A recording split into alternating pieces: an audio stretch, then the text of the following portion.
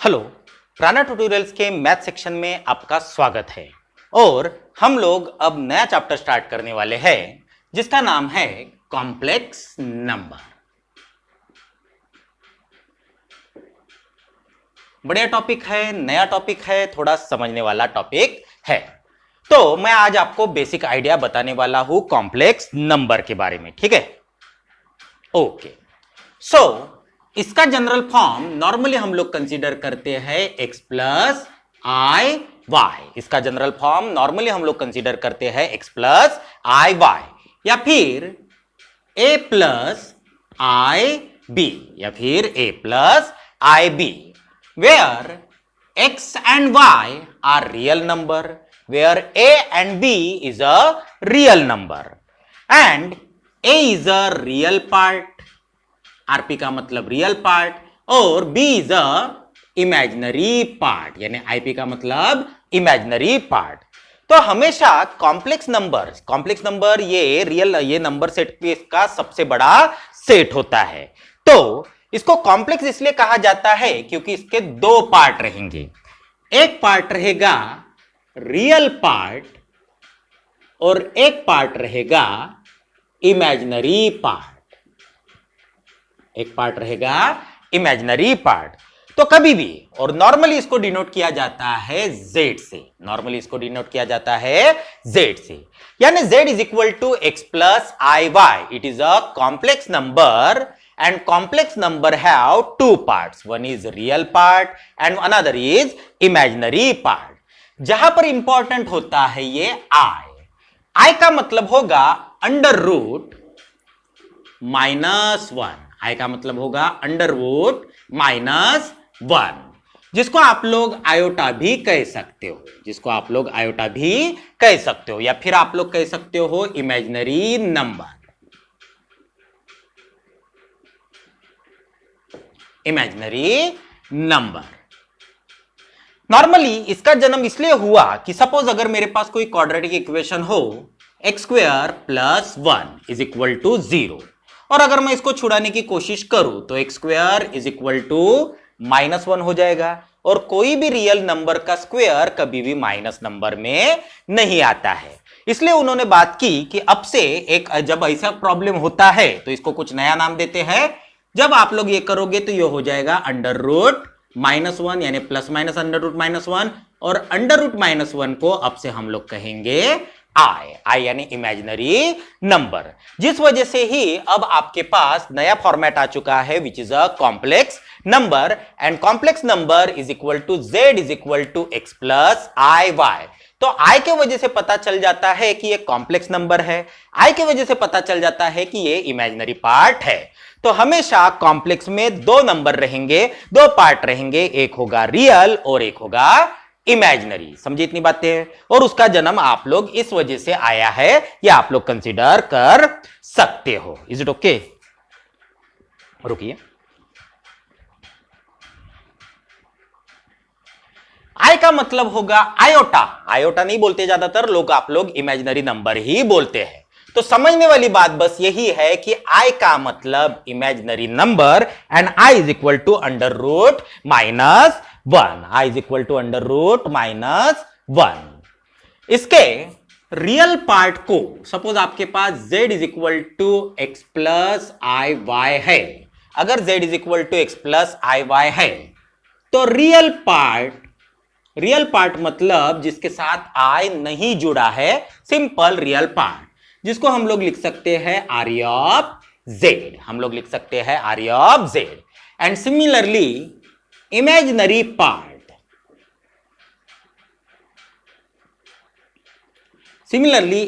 Part जिसको हम लिख सकते हैं आई एम ऑफ z, जिसको हम लिख सकते हैं I am of z। Is it okay?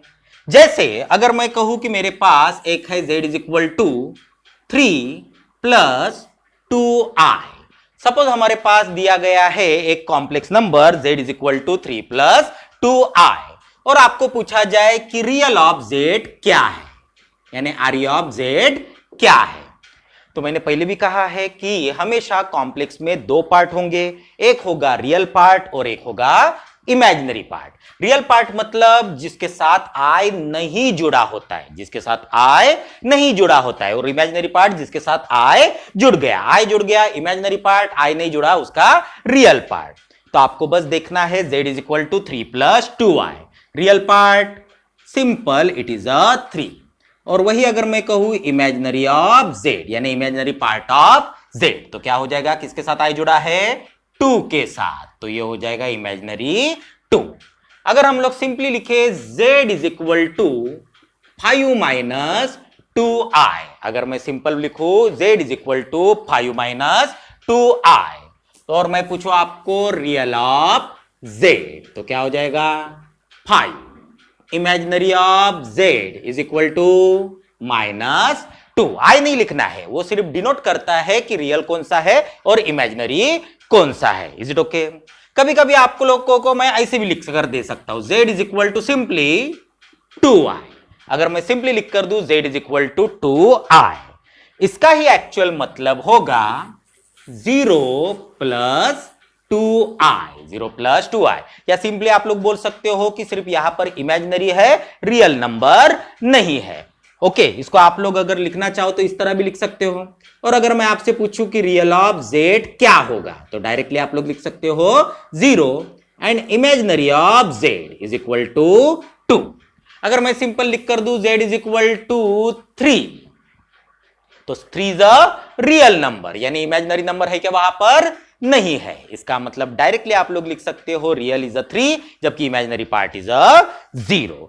तो कॉम्प्लेक्स नंबर में दोनों पार्ट रहते हैं, real as well as imaginary. Real तो रहेगा एज वेल एज इमेजिनरी भी रहेगा, कभी रियल रहेगा कभी इमेजिनरी रहेगा, ठीक है, कभी कभी कोई कोई मिसिंग भी रह सकता है।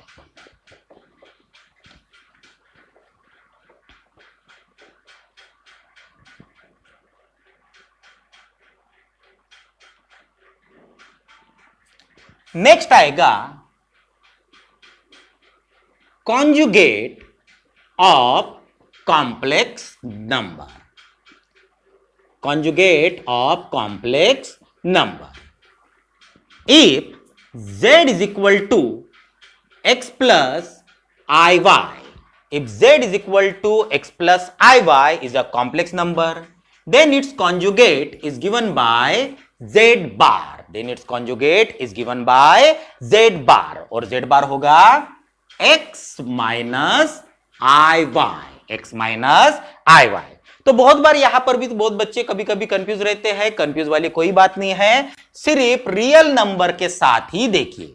कॉन्जुगेट में रियल पार्ट से कोई लेना देना नहीं है, सिर्फ इमेजिनरी पार्ट के तरफ देखिए। अगर ये प्लस रहा तो कॉन्जुगेट होगा माइनस, माइनस रहा तो कॉन्जुगेट होगा प्लस। सिंपल, कुछ भी सोचना नहीं है। अगर ये x प्लस आई वाई है तो उसका कॉन्जुगेट होगा x माइनस आई वाई। जो भी चेंजेस होंगे सिर्फ और सिर्फ इमेजिनरी पार्ट में ही होंगे।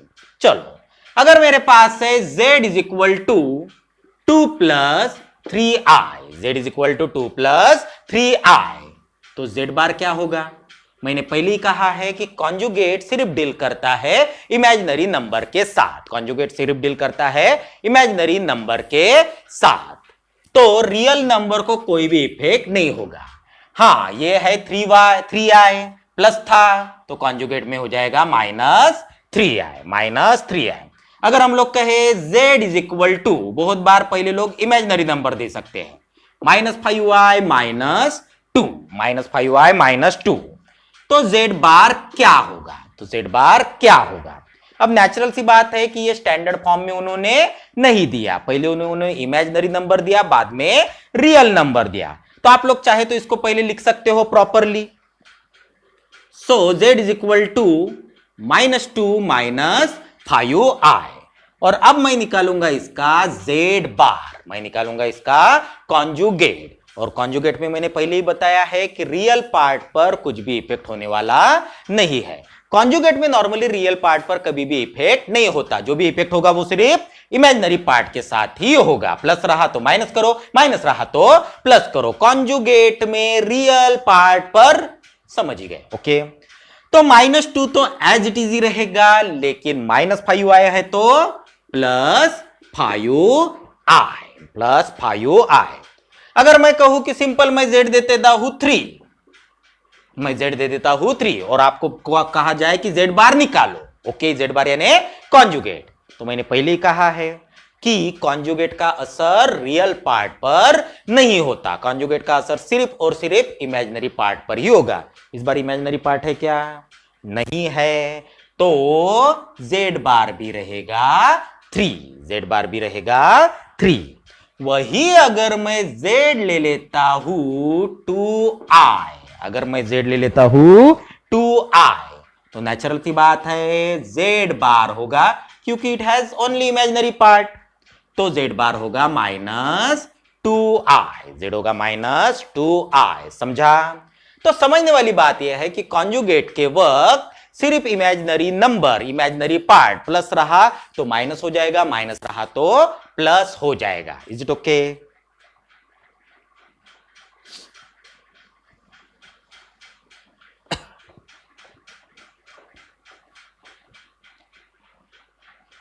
चलो, और एक बात समझ कर रखिए, z बार का बार यानी फिर से होता ही है z, इसका मतलब कॉन्जुगेट का कॉन्जुगेट फिर से होगा सेम नंबर, कॉन्जुगेट का conjugate in a complex number, conjugate का कॉन्जुगेट फिर से होगा नंबर। चलो चेक कर लेते हैं।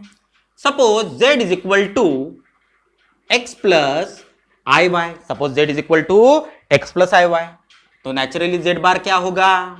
मैंने क्या कहा कि रियल पार्ट को कोई फर्क नहीं गिरेगा, को कोई फर्क नहीं गिरेगा, लेकिन इमेजिनरी पार्ट का साइन चेंज होगा, प्लस रहा तो वो माइनस हो जाएगा और माइनस रहा तो वो प्लस हो जाएगा। ये हो गया z बार। लेकिन हमको तो चाहिए z बार का भी बार यानी कॉन्जुगेट का भी कॉन्जुगेट, तो इसके आप कॉन्जुगेट निकालिए, रियल पार्ट में कोई फर्क नहीं गिरता, लेकिन ये माइनस है ना, माइनस का ये हो जाएगा प्लस, सिर्फ इमेजिनरी पार्ट का साइन चेंज होता है। और हमको क्या देखने को मिला? z बार का बार यानी फिर से z ही, z बार का बार यानी फिर से ही z he.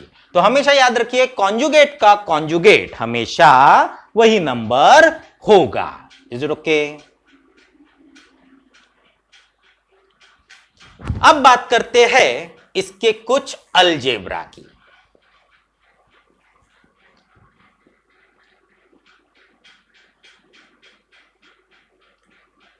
Algebra of complex number, algebra of complex number.